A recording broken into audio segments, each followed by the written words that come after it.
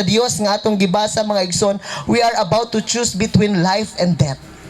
Amen. Kung muhisgot tag life mga igsoon, we are privileged enough kay kung maghisgot tag kinabuhi adunay ginhawa. Dako kaayo ang oportunidad sa kaharuhay.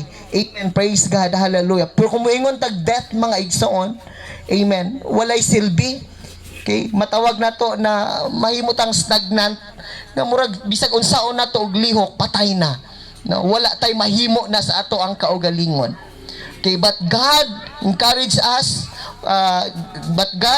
we want us to choose between life and death. Amen. Praise God. At choose sa panalangin ba o sa curse. Amen. Hallelujah. Muhisgot tag death mga igsoon, it is not literally nga pilion natong mamatay ta literal. Ha? Mamatay ta literal kay kung magahisgot ta og kamatayon mga igsoon matud pa sa pulong sa Ginoo ma-encounter nato dira sa pulong sa Dios nga ang bayad sa sala maoy kamatayon. But dili na literal nga ang imong kinabuhi mawala dira atubangan sa Dios. Apan ang buot pasabot ni ana igsoon, God will separate sa ato ang kinabuhi diha sa pagbuhat sa pagpanalangin. Lisod kaayo mga igsoon nga when we talk about death, naa sa situation mga igsoon nga kanang binilanggo bitaw ta. Amen. Once na binilanggo ta igsoon, ang Ginoo wala nagapamuhat, no? Dili nato giwad-an nato og pagtagad, no, ang panalangin sa Dios sa ato ang kinabuhi, no? Muna gipapili ta panalangin ba o curse, kamatayon ba o kinabuhi. Amen. Praise God. Hallelujah. When we talk about life, kung pilion nato ang kinabuhi mga igsoon, amen, mao kini ang walay katapusan. Amen. Life nga sa diin nagaingon mga igsoon sa pulong atong gibasa dinhi mga igsoon nga gikinahanglan pilion nato ang Dios kung gusto tag kinabuhi. Amen. Pilion nato ang Dios, pilion nato ang kinabuhi aron kamo, amen, praise God, og ang inyong mga kaliwatan mulungtad. Amen. Mao ni ato ang gipaningkamutan mga igsoon nga sa ato ang reunion dili lang ingon simple nga sige lang og unsa dirang material nga butang.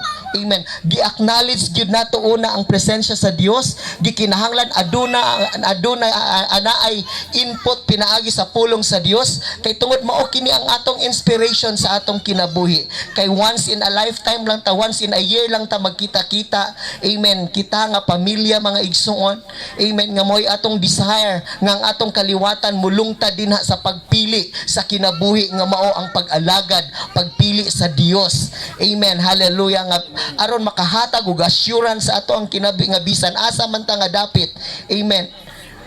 Adunay assurance nga ang akong igagaw didto. Amen. Nag-alagad sa Ginoo. Salamat. Amen. Kay ang pananasayod man ta nga kung mupili ta sa Dios, mupili ta sa pag-alagad sa Dios. Amen. Naagyod ang panalangin.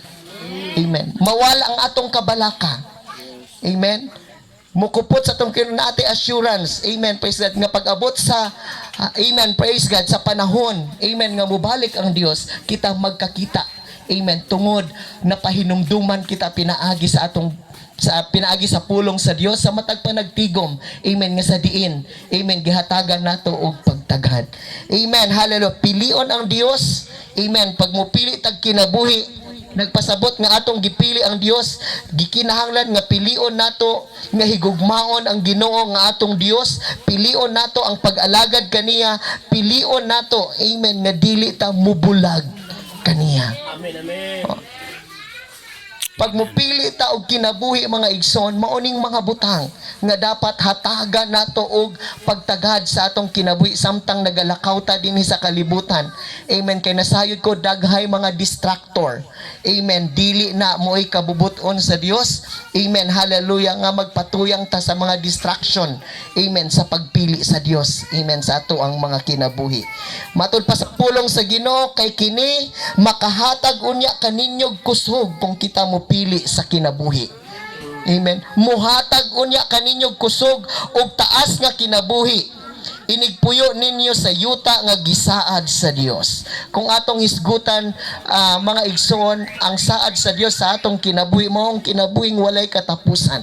Adunay giandam, amen, ang Dios alang kanato, mga igsoon. Kung atong balikan, mga igsoon, ang Ginoo nagsaad, amen, ngadto sa mga kaliwatan, sa mga pinili, sa mga Israelite. And there is a place nga gisaad sa Dios, mao ang Kanaan.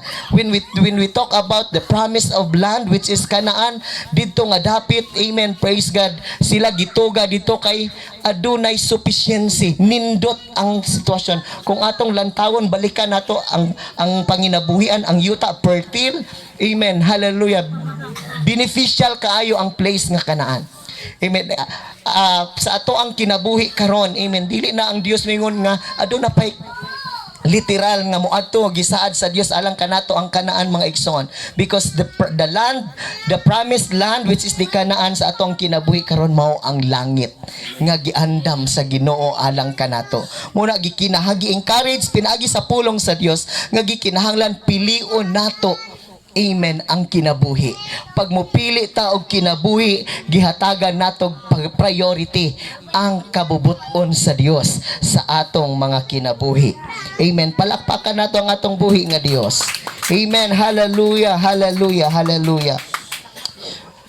When we choose life, gikinahanglan maghari ang Dios pinaagi sa espiritu sa Dios sa atong mga kinabuhi. Muta, mga igsoon, sa atong pag-alagad, sa atong pagsimba, we are always seek the Spirit of God. Amen. Nga naman, matud pa sa atong kay nagahatag og kusog kanato. Amen. Nagahatag siya, mga igsoon, og seguridad sa atong kalag, mga igsoon, nga kita bisan luyo sa mga pagsulay sa pagsulay nga buot mo babag, amen, pero na ang espiritu sa Dios, amen, praise God, mahimo tang madinaugon. Mahimot ang madinaugon. Mo na, mga igsoon, nga dili gyud nato pakyason ang presensya sa Dios sa kanunay, sa matag fellowship, amen, praise God, nga atong gi-offer, amen, nga atong gihalad ngadto sa atong buhi nga Dios. Amen, praise God, hallelujah. Paharion daw nato, mga igsoon, ang espiritu sa kinabuhi ug ayaw tumani ang mga tinguha sa lawas nung kaibog kay kini supak sa mga tinguha sa espiritu. Amen. Amen. Kung magahisgot ag lawas nung kaibog, mga igsoon, kini maoy mga tawhanong kinaiya. Amen. Nga kinahanglan, mga igsoon, nga atong likayan. Amen. Praise God. Hallelujah. Akong i-remind